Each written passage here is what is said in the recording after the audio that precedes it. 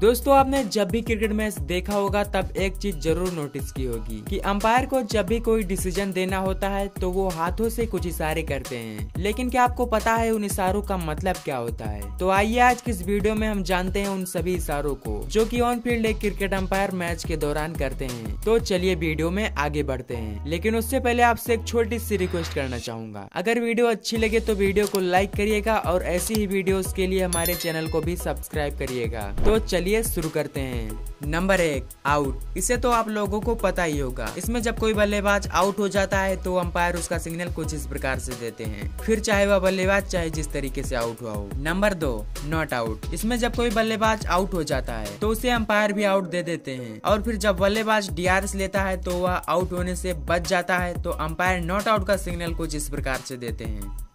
Number 3, no ball. इसमें जब कोई गेंदबाज नो बॉल करता है तो अंपायर उसका सिग्नल कुछ इस प्रकार से देते हैं। Number 4, free hit. इसमें जब कोई बॉलर नो बॉल करता है तो उसके बाद अगली गेंद उसे फ्री हिट करनी होती है, जिसका सिग्नल अंपायर कुछ इस प्रकार से देते हैं। Number 5, wide ball. इसमें जब कोई गेंदबाज वाइड बॉल डालता है तो उसका सिग्नल अंपायर कुछ इस प्रकार से देते हैं। Number 6, 4 run. इसमें जब कोई बल्लेबाज 4 रन मारता है तो उसका सिग्नल अंपायर कुछ इस प्रकार से देते हैं। Number 7, 6 run. इसमें जब कोई बल्लेबाज 6 रन मारता है तो फिर अंपायर उसका सिग्नल कुछ इस प्रकार से देते हैं। Number 8, by. इसमें जब कोई बल्लेबाज 22 के रन भागता है तो फिर उसका सिग्नल अंपायर कुछ इस प्रकार से देते हैं। Number 9, leg bye. इसमें जब कोई बल्लेबाज बल्लेबाजी कर रहा होता है तो फिर गेंद उसके बल्ले से न लग के शरीर के किसी भी भाग से लग जाती है, तो उस दौरान बल्लेबाज कोई रन भाग लेता है तो फिर उसे लेग बाई का रन दिया जाता है, तो जिसका सिग्नल अंपायर कुछ इस प्रकार से देते हैं। Number 10, bouncer. इसमें जब कोई गेंदबाज बाउंस बॉल डालता है तो फिर उसका सिग्नल अंपायर कुछ इस प्रकार से देते हैं। नंबर 11, डीआरएस और थर्ड अंपायर। दोस्तों इसमें जब ऑन फील्ड अंपायर को अपना डिसीजन थर्ड अंपायर के पास भेजना होता है तो फिर अंपायर कुछ ऐसा सिग्नल देते हैं।